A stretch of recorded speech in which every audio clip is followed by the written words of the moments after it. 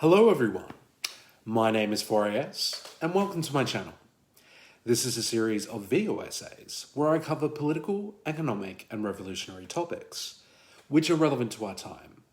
I read the books so you don't have to. In a world where money rules the land, there is one critique that is left unspoken. Integrity leads to innovation. Innovation leads to inequity. Inequity leads to insanity. Join me as we explore the four eyes of capitalism. If this is your first time here, consider subscribing for more content in the future. So, let's jump right in. You've probably clicked on this video out of curiosity. What the heck is Econobabble? Well, thank you for asking, because today we'll be going over Richard Dennis's book of the same title.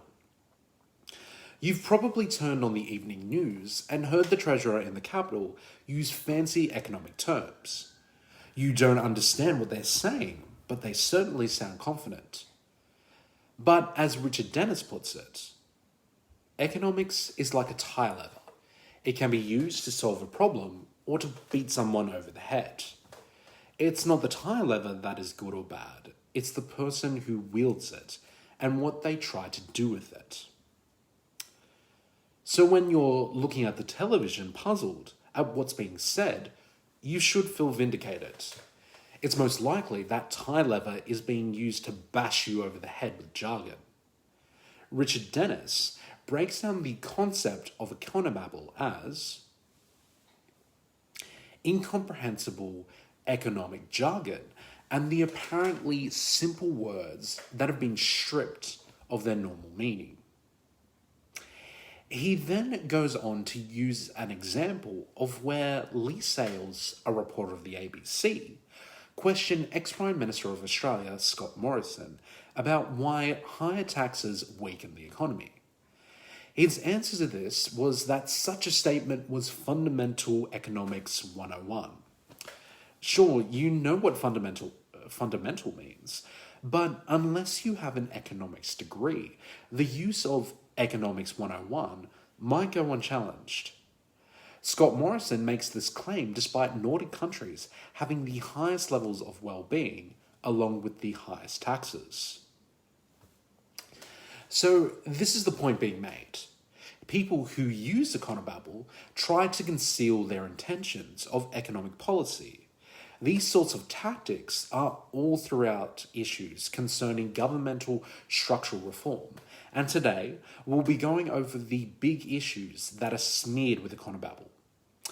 It gives the phrase "fake it till you make it" a sinister twist.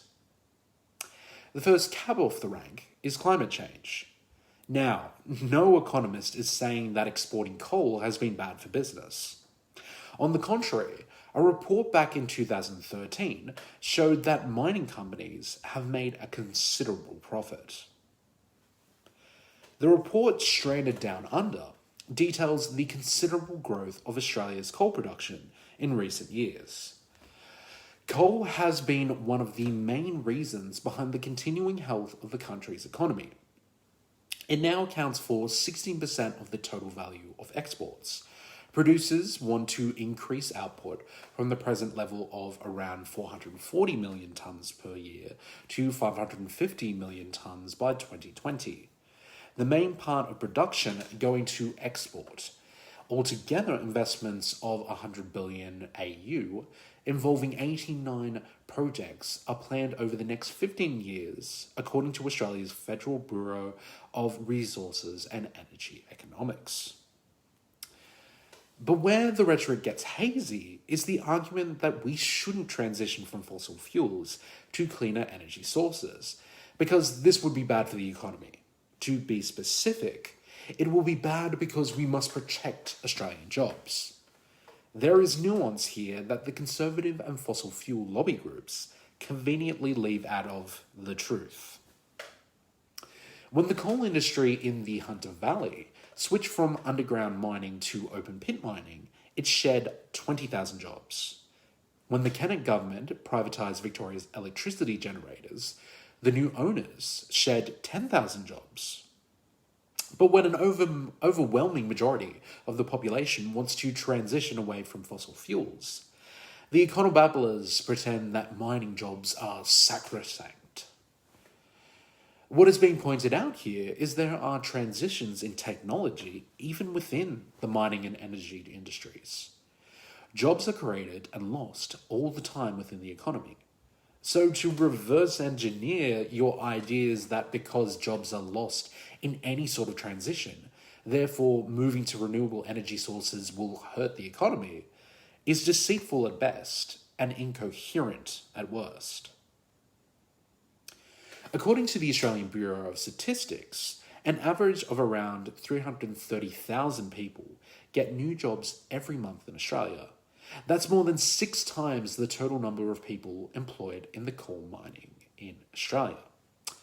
In short, the labour market is more like a swirling river than a still pond, and people change their jobs all the time, despite the enormous personal, family, community, social, and economic costs. Of course, if I want to be a cynical man, I could suggest that this sort of rhetoric is in place because the amount of political donations fossil fuel lobby groups give to political parties. In 2020, the fossil fuels sector trailed second behind finance in terms of total political payments, as it does in the overall tally. 1.5 million was given to the major political parties overall. Unlike previous years, the balance between the major parties is relatively even, with 600,000 for Labor and 700,000 to the coalition. But the political donations do serve another purpose. To illustrate this, let's go into an example. Richard Dennis writes of a situation where the previous Queensland LNP government, under Campbell Newman, proposed a subsidy to the construction of new coal mines called a royalty holiday. This deal was followed by the Anastasia Palaszczuk government to the tune of $271 million. Effectively, the money that mining companies would have to pay the government for taking resources out of the ground was offset by subsidised loans. The willingness of governments, not just recently and not just in Australia, to use taxpayers' money to develop the coal industry, and then having done so to give the coal away for free or at a heavily discounted prices, is one of the major reasons that coal is considered to be such a cheap form of energy. Cars would be cheap if taxpayers paid for the car factories and gave car companies free steel. And bread would be cheap if taxpayers funded bread factories and gave the bakers free wheat. The question remains, would coal be such a cheap option without all the subsidies and government backing? After all, by switching to renewables, there are certain sections of the community that are already seeing the positive effects. As the bigger eastern states face soaring energy costs, electricity prices in Canberra will decrease, the territory's economic regulator announced this week.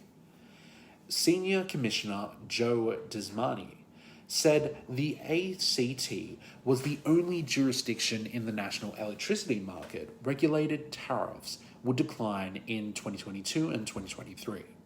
The ACT is the first jurisdiction in Australia to make the transition to 100% renewable energy, helped by an economy that lacks gas-dependent manufacturing and heavy industry.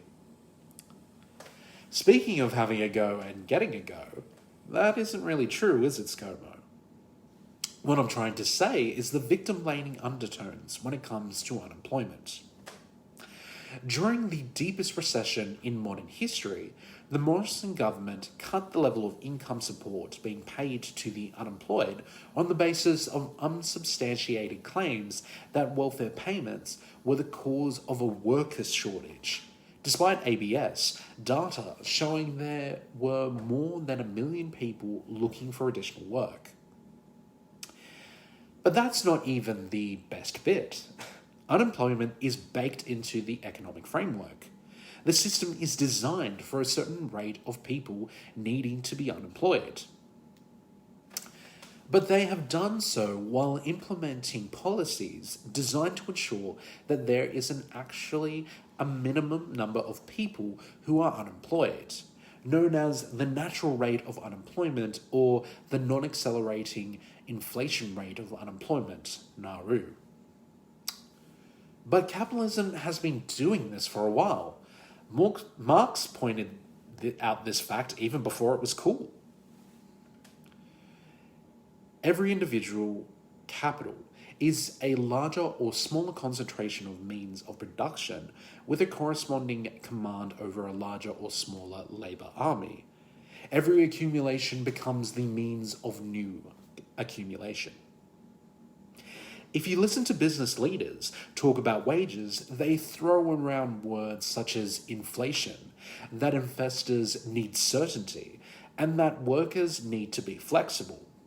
Well, if raising wages during a downturn is bad and raising wages during a boom is bad, when is a good time to raise wages? Listening to this rhetoric treats the economy like a hungry beast, and if you make one false move, it'll be utter catastrophe. The labour market that business leaders refer to is a lot more complicated because people are complicated and their interrelations are complicated. Firms don't employ people because they have skills or are cheap. They employ people because they need them to make stuff that people want to buy. Blacksmiths and bonnet makers didn't lose their jobs because they lost their skills or demanded higher wages. It was because people didn't want to buy the stuff they were skilled at making. The pull yourself up by your bootstraps logic that a lot of conservatives love to use isn't really applicable here. The victim blaming of not having the right skills doesn't make any sense, nor are low wages going to save a business if it's selling products no one wants. Just as the right government responded to the GFC by pumping money and, in turn, demand for workers into the economy, the Morrison government did the same thing, only on an even bigger scale. If low wages or more training was the best way to fix unemployment, then the Morrison government would not have committed more than $200 billion to new spending proposals. The purpose of stimulus spending, whether it be for new public buildings or an increased welfare spending, is to create demand for things that in turn create demand for people to produce those things. Effectively, what is happening with the victim blaming is the confusion of micro and macroeconomics. It's easy to point out why a certain possible employee didn't get the job. That is, they didn't have the right skills and experience. Compared to macroeconomics, where an entire industry or profession is experiencing a downturn in the jobs market.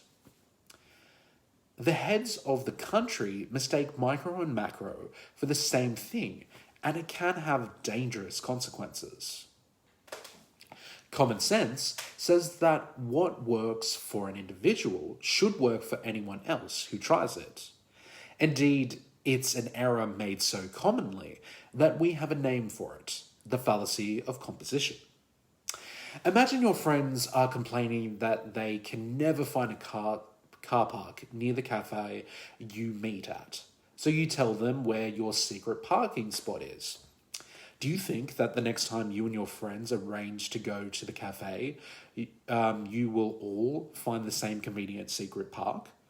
What is true for the individual doesn't always hold true for the collective. Having said that, the new Labour government successfully submitted a request to the Fair Work Commission for the minimum wage to be increased.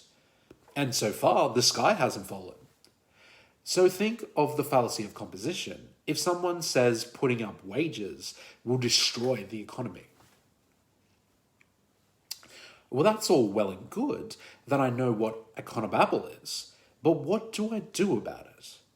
Now, the answers to that will be in part 2. If you thought that was interesting, then like, share, and subscribe. But remember, folks, keep thinking and keep learning. Goodbye till next time.